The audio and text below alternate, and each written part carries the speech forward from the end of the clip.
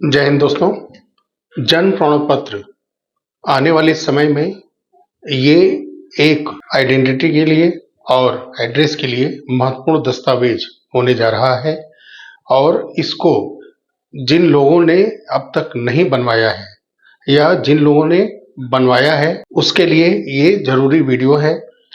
आप अगर पहले से जन्म प्रमाण पत्र आपके पास है तो उसका अगर आपको अपडेट करना है, उसमें कोई भी करेक्शन करना है तो उसको आप जल्द से जल्द कर लें।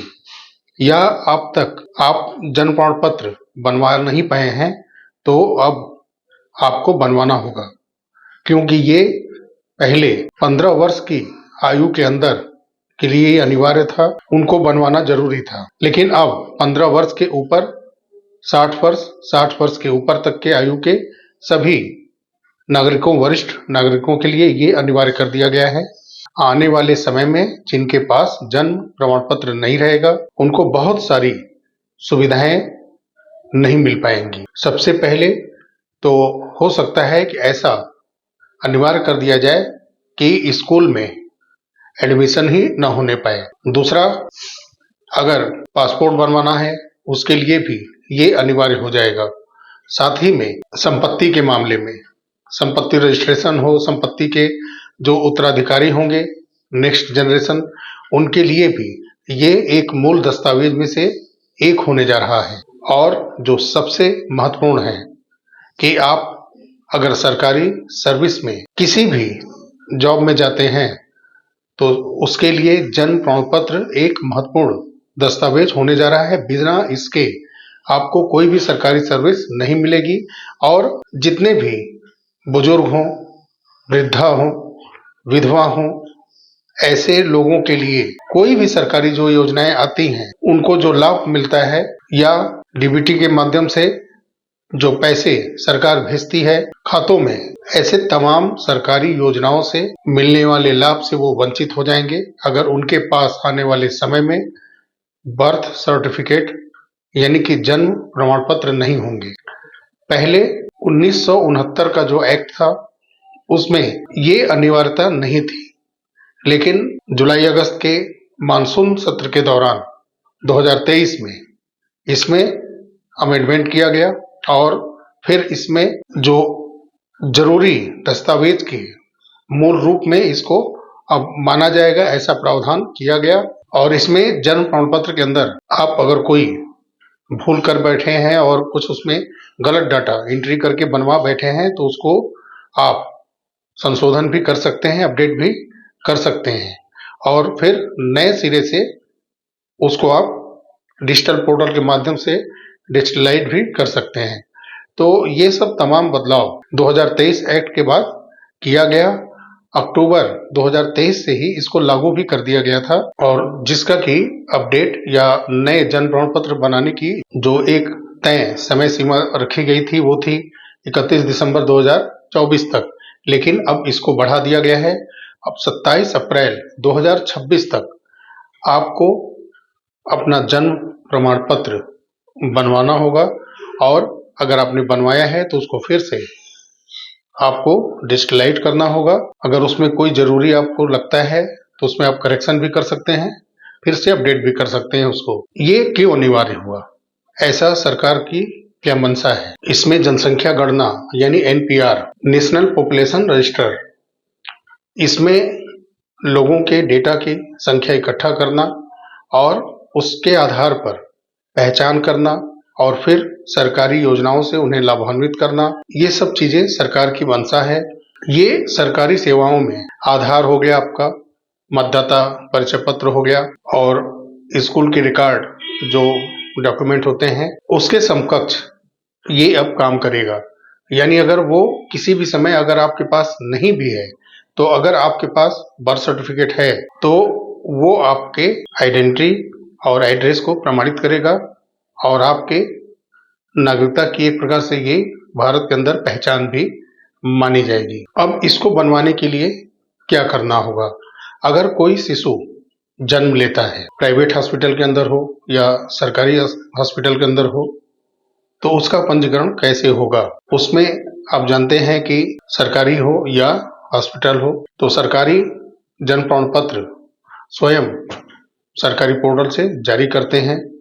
अगर आप प्राइवेट के अंदर कोई महिला शिशु को जन्म देती हैं तो उसमें एक स्लिप प्रमाण पत्र के रूप में हॉस्पिटल द्वारा जारी किया जाता है और उस स्लिप को आपको अपने यहाँ पंचायत भवन में जाकर के आंगनबाड़ी की जो महिला रहती हैं उनके माध्यम से या फिर आपके वार्ड सदस्य होते हैं उनके सिग्नेचर होंगे और फिर वहां पर आपको सारे दस्तावेज जिसमें कि माता पिता का आधार देना होगा और जो आपको स्लिप मिला है हॉस्पिटल से वो देना होगा और मोबाइल नंबर हो गया, ईमेल आईडी हो गया। ये थोड़ा मैं ये जागरूक करूंगा आपको कि आप मोबाइल नंबर और ईमेल आईडी अगर आपसे कोई जन्म प्रमाण पत्र के मामले में या तो आप अपडेट करते हैं या नया बनवाते हैं तो ये दोनों चीज ऐड कराइएगा ताकि वेरिफिकेशन में आगे चल के कोई भी इशू ना आए। तो ये चीजें देनी पड़ती हैं, फिर जन्म प्रमाण पत्र शिशु का बन करके आ जाता है। शुल्क इसमें अगर आप 21 दिन के अंदर अगर आप बनवाते हैं जन्म प्रमाण पत्र अपने शिशु का तो उसमें कोई शुल्क नहीं है। जैसा कि अब सरकार का नियम है सभी के लिए जन्म प्रमाण पत्र अनिवार्य है। अगर आपको बनवाना है तो अब इस स्थिति में आपको पहले अगर आप शहरी एरिया में हैं तो आपको नगर निगम कार्यालय जाना होगा या जो एथराइज बर्थ एंड डेथ जो सर्विस प्रोवाइड कराते हैं ऐसे एथराइज सेंटर सरकार के द्वारा आप शहरी एरिया में वहां भी जा सकते हैं।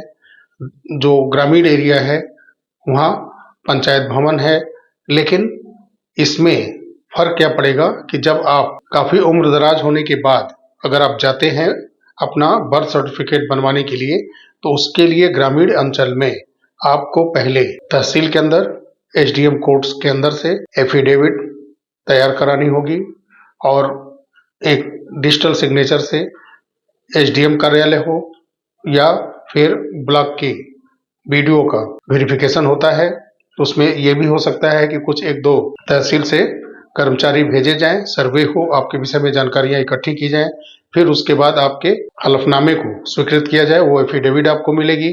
फिर उसके बाद और सारे डॉक्यूमेंट उसमें आपको ऐड करने होंगे, जैसे कि आपके पास अगर पासपोर्ट है वो ले सकते हैं, राशन कार्ड ले सकते हैं, आधार कार्ड है, फोटो है, मोबाइल नंबर है, ईमेल आईडी है और जो आपका डेट ऑफ बर्थ होगा उसके लिए आपका स्कूल का टीसी हो सकता है और या फिर 10-12 का मार्कशीट हो सकता है और पते के प्रमाण के लिए आपके पास आधार कार्ड और राशन कार्ड का होना जरूरी है। पहचान के लिए आपके पास मतदाता परिचय पत्र हो, पासपोर्ट हो। तो ये सारे डॉक्यूमेंट बर्थ सर्टिफिकेट बनवाने के लिए अनिवार्य हैं। तो ये सारे दस्तावेज जब आप एसडीएम ऑफिस से कोर्ट से जब एफिडेविट जारी करा लेंगे तो फिर ये सारे डॉक्यूमेंट लेकर के आपको पंचायत भवन जाना होगा या फिर शहरी एरिया में है तो नगर निगम के ऑफिस जाना होगा।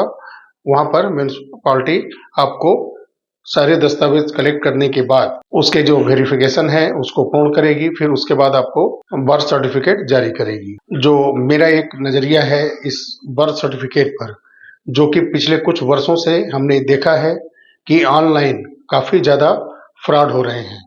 जो ऑनलाइन वेबसाइट है वो क्लोनिंग वेबसाइट है, ऐसा काफी जांच में पाया गया है। काफी छापे भी सीआरएस के लोग अधिकारी डालते भी हैं और उसमें कई जगह पर छापे में पकड़े भी गए हैं लोग।